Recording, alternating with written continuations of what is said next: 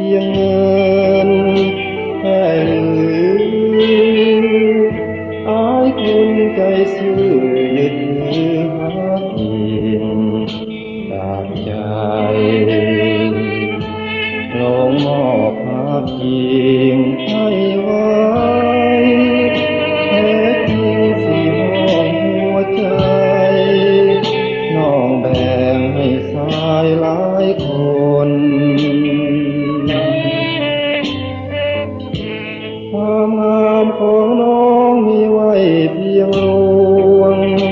หลอกหลอนอายคนใจอ่อนต้องนอนใส่ปืนทนแสนเศร้าหัวใจท่วมล้นน้องลาลงเสียคำคุณอายจนน้องจึงเปลี่ยนใจยามใดความงามน้องสูญให้ค่าสิ้นคนเขาปรารถนาจงหวนขึ้นมามือใหม่อ้อมกอดแขนเขาที่เราเคยพักอาศัยลงเดินทางผิดพลาดไปให้ยอมอภัยให้น้อง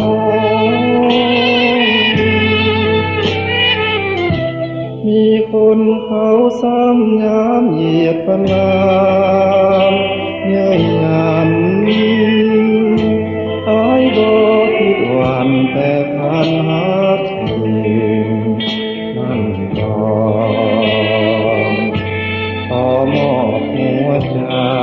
ให้น้องสาหาเพียงผู้เฮาสอง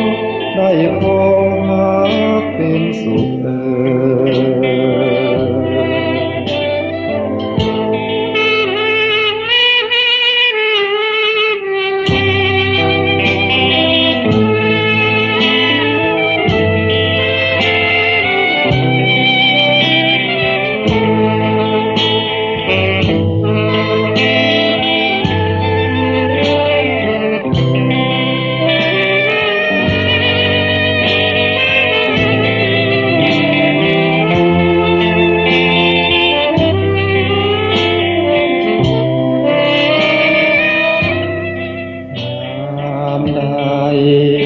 ความงามน้องสูญให้ค่า